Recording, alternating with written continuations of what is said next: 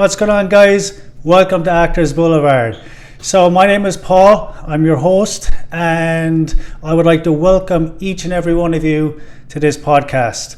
So before we begin, what is Actors Boulevard? So I started this podcast about 2 or 3 weeks ago, and basically it's my way of documenting what I have learned as an aspiring actor on a week-to-week basis, with the intention of helping some of you guys who are also starting out and not really sure which way to go, as with myself. And it's just a way for us to connect and learn off each other, and I hope that some of this information that I'm putting out reaches some of you guys and you find it beneficial, and if not, that's okay too. So I'm doing this on a week-to-week basis. So every Monday, if you want to tune in about this time, I will be doing a podcast. And this podcast will also go on YouTube if you want to check it out there also. So, as I mentioned, I'm an aspiring actor, and I just wanted to drive that home that I am not an expert in any of this, and I'm not claiming to be a fucking expert, and I just want you to know that. So this is informational purposes and nothing more, and I'm very humbled to be in a situation like this, to be able to put out content of what I have learned, and I hope to connect with some of you guys who are also in the same boat. So let's get down to it. So I've started a number of books. On my previous podcast, I mentioned I had started Self-Management for Actors. So I have learned a lot from Bonnie Gillespie. She's an amazing author and casting director, actor, and she wrote a fantastic book. And any of you that haven't heard of it or picked it up, I really advise you to do so, because it is absolutely packed full of information, like a lot of information. And it really has helped me an awful lot understand the business. The acting is actually a business, and the do's, the don'ts, what to look out for, and so on and so forth. So this week I read the chapter, The Cost of Acting. Now, when I first read the title of this chapter, automatically what comes to mind? Money, the cost of it, the cost of this, cost of that, cost of whatever. But it's not actually, well, it is somewhat about that, but it's more like, relationships. So I'll go down through the list, but the first thing is relationships. So your family, your friends, your girlfriend, as we know, it's obviously going to take up a lot of our time. So, where do you draw the line? But I guess it's the same with any job. When you start a job, it's very daunting at the start. You have to put in a lot of work, but maybe acting takes that a little bit further. So, that could be a cost to us, maybe not, if we can manage our time well. Will the family understand what you're doing, all this time that you're putting in, potentially going to hundreds of auditions and maybe not even getting one call back, or maybe getting loads of callbacks. And, so that is a cost, and something that, we have to analyze. Don't compare yourself to other people. And this kind of goes for everything in life, that, people have this, how will I put it? People have this thing in them that they're always comparing themselves to other people. Oh God, look at him, or look at her, I'm never going to be on the same level. It'll take me fucking 20 years, 10 years. What's the point? He's got this many followers, he's been in this many movies, he's got this much money, he's been at this event, that event. It's bullshit. The only one you should compare yourself to is yourself. So, as Bonnie mentioned, a good thing to do would be compare yourself to yourself a year ago. So, 2020, this time last year, what was I doing? Have I progressed? Because you're the only one that really you can compare yourself to. Everyone is different. So there's no point in comparing yourself to other people, only yourself. This time last year, I hadn't even started anything got to do with acting. It's always been in my head throughout my entire life, but I never fucking did anything about it. I never did, and I should have. But I don't regret anything. I'm just saying that, you can only compare yourself to yourself. So I'm very happy that I have started this, and I hadn't started a year ago. So yeah, I have progressed. And a lot of people listening to this, if you're only starting out, you can say the same thing, or everyone to their own.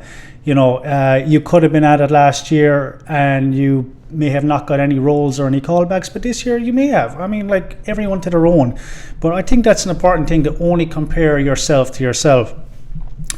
Another thing is like fear. So, as mentioned before, getting to go into all these auditions and not getting any callbacks, it can put a block on you, like thinking that you're not good enough, thinking there's something wrong with you, thinking that other actors are putting in less effort and getting more output. And, again, stop. You can't be letting these thoughts affect you. I mean, at the end of the day, they are only thoughts. And as blunt as it sounds, you are supposed to be in control of your own mind.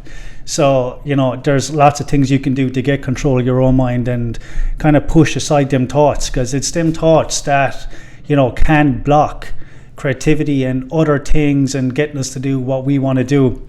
I do a lot of meditation. I've started it a couple of months ago. I do it every single day. I do yoga, I go to the gym, and I try to eat healthy enough, drink water, and so on and so forth. And I find that them things help me. I used to drink an awful lot, and if the truth be told, I'm an alcoholic, and I quit drinking about 8 years ago, and it was the best decision of my life.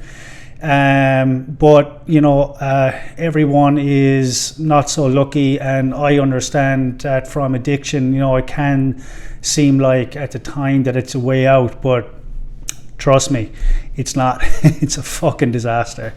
It's an absolute disaster. So it's good to fill your life with, things that can have a positive impact on your life. Eating healthy, as I mentioned, eating healthy, going to the gym, yoga, or everyone to their own, go for a run or whatever you want to do.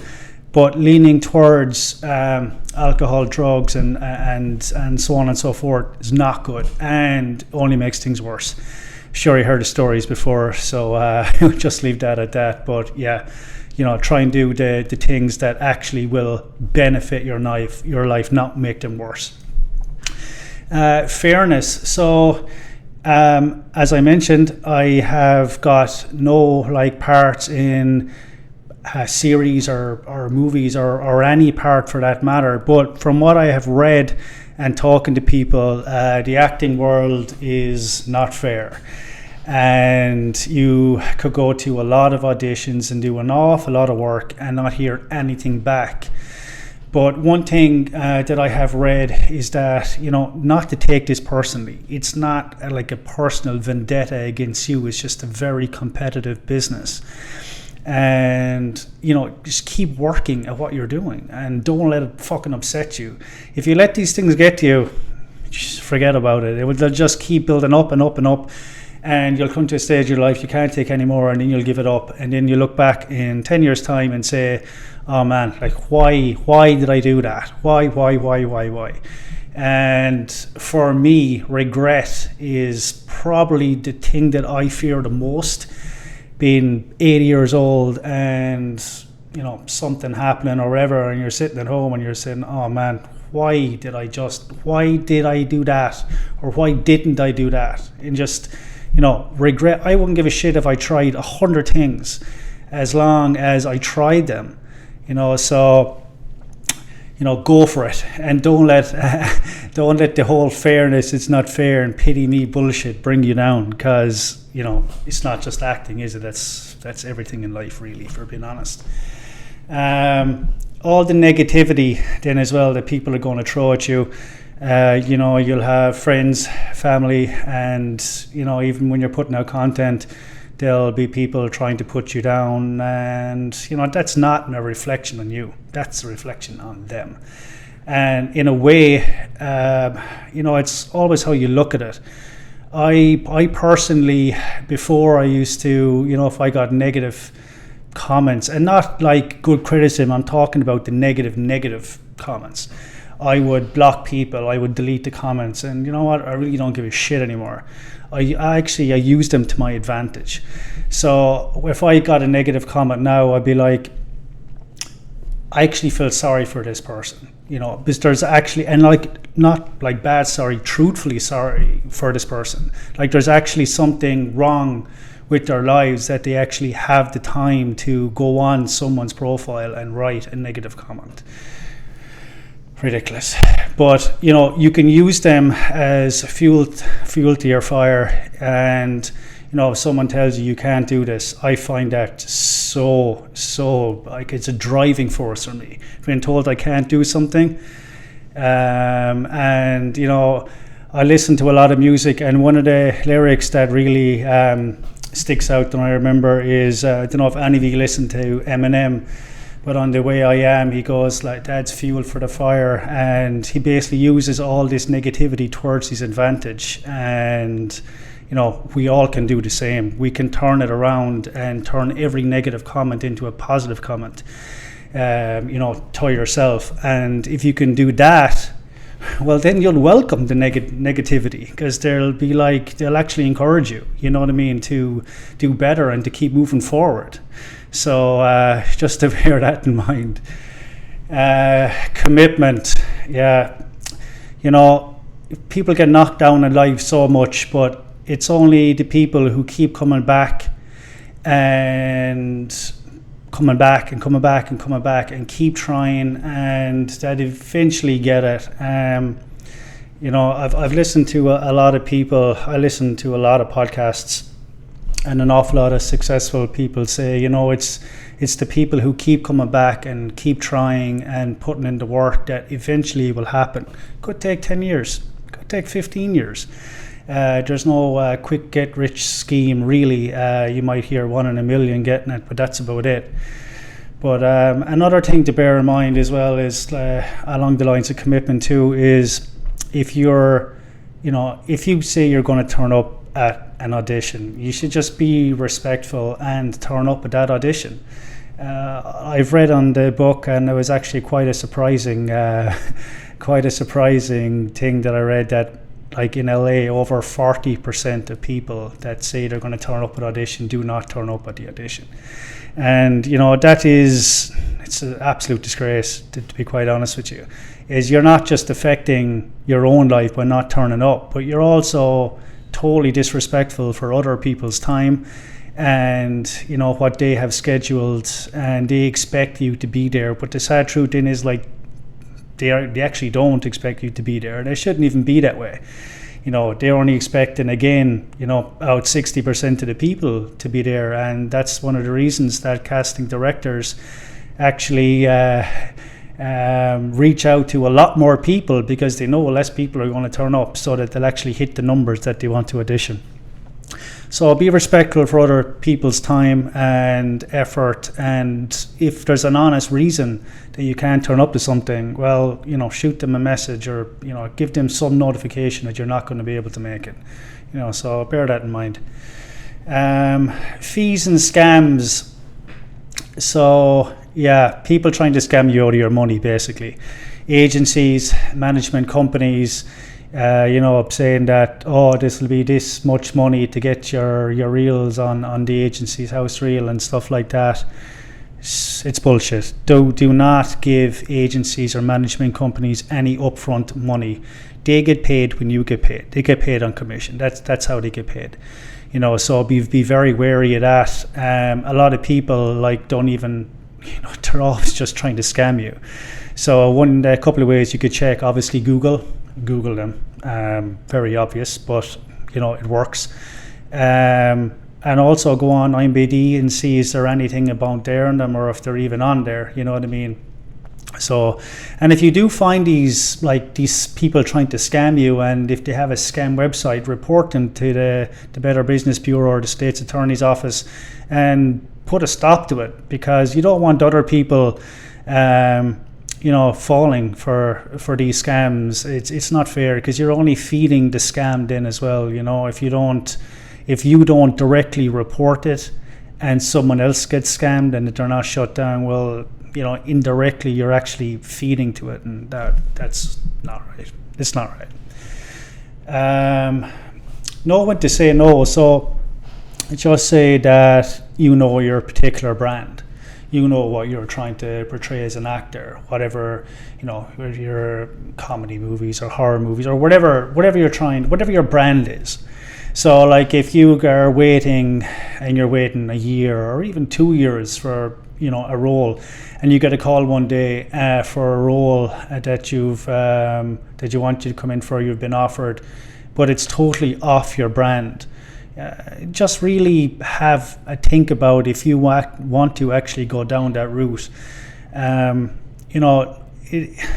Don't sell yourself for the money. You never know. You could be hanging in another week or two and something could come up.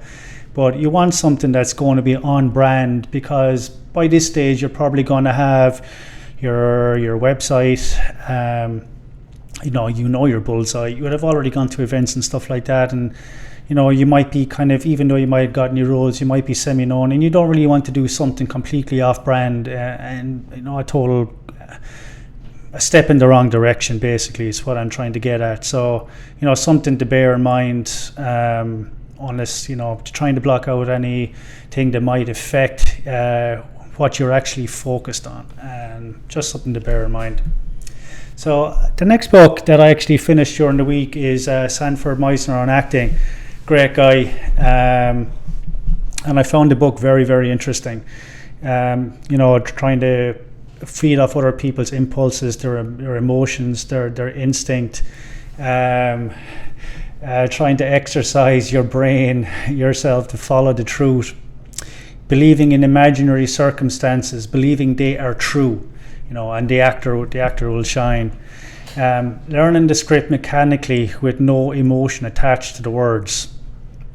This derives you from any preconceived emotional associations, so that once you learn the text this way, the emotion will come out of what your partner is giving you. And that is just like so important, isn't it? To actually feed off your other characters' emotions and their impulses, and not have like this, learning the words mechanically with no emotion attached to them, and then feeding off your other character's emotion.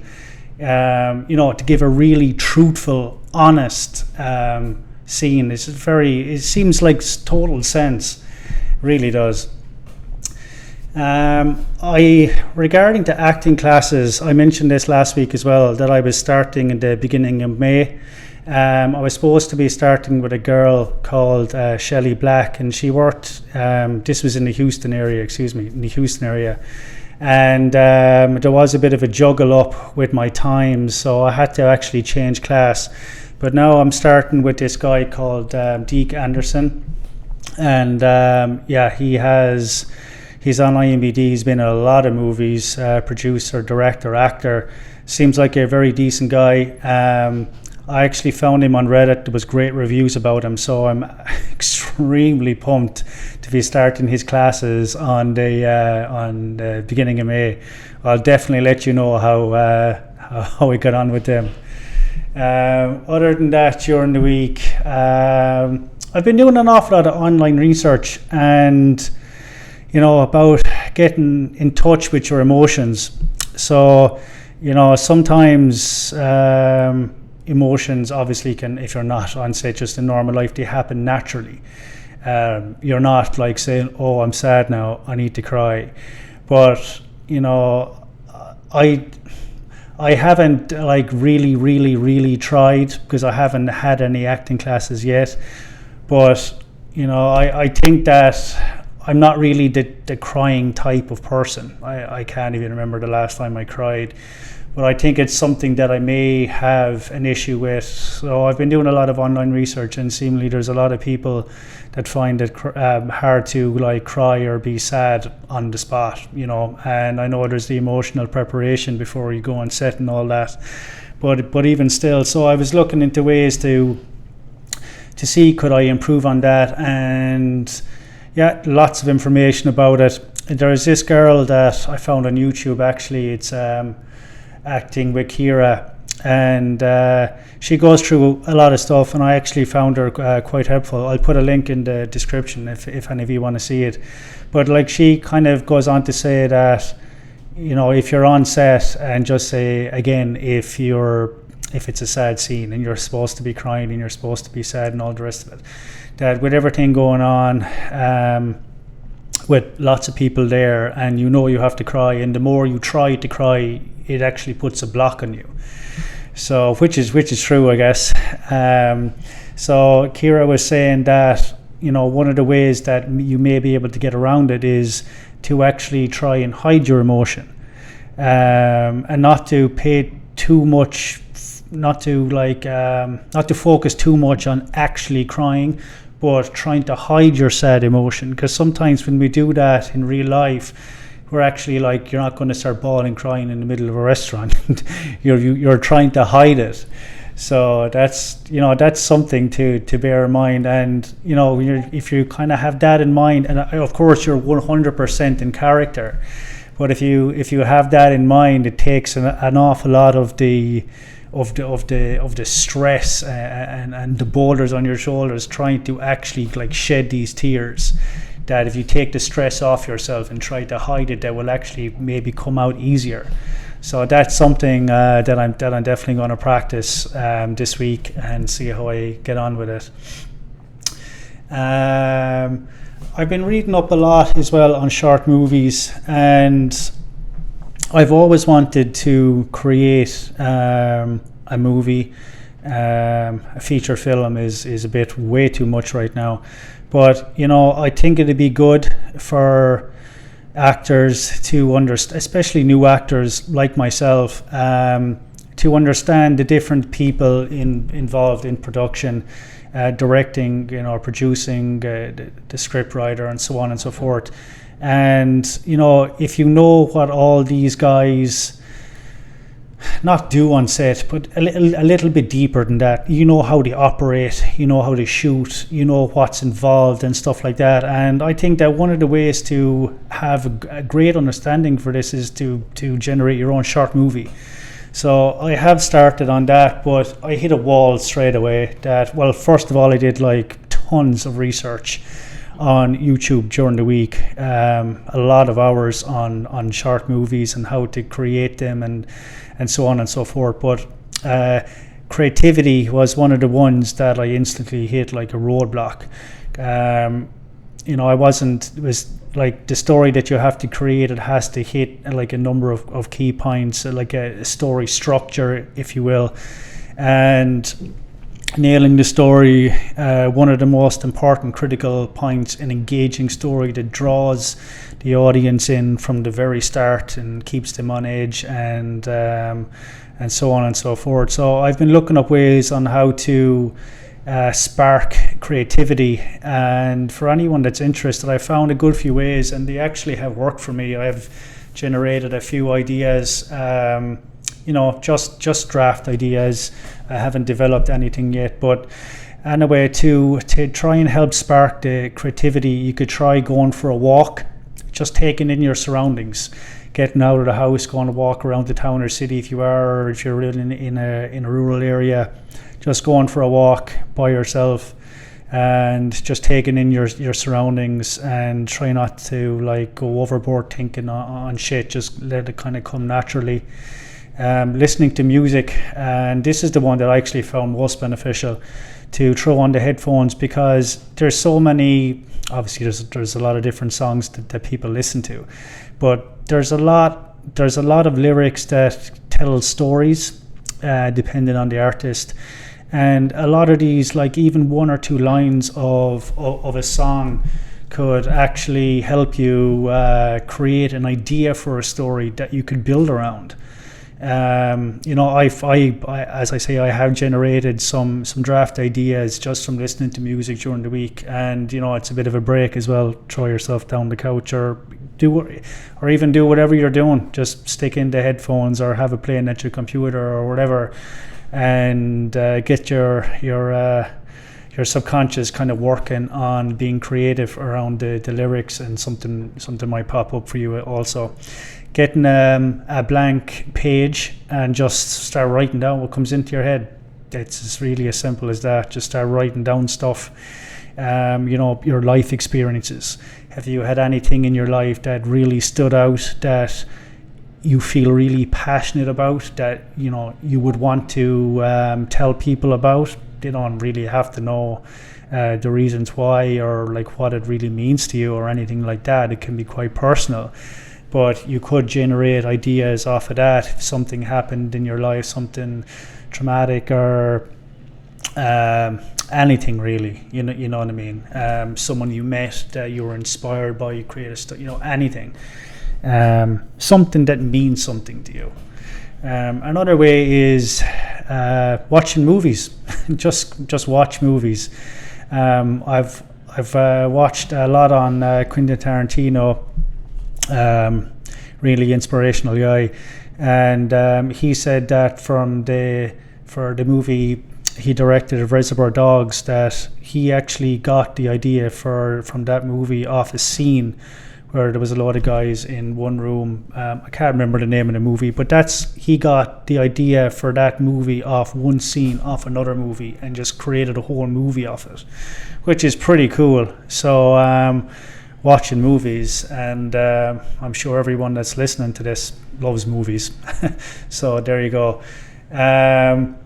Also, for writing scripts, there's an awful lot of software out there for that, and I have done a good bit of research on that too. And there is one that I like the most. The layout is pretty good. I have gone through a good few of them, but the name of it is Final Draft 12.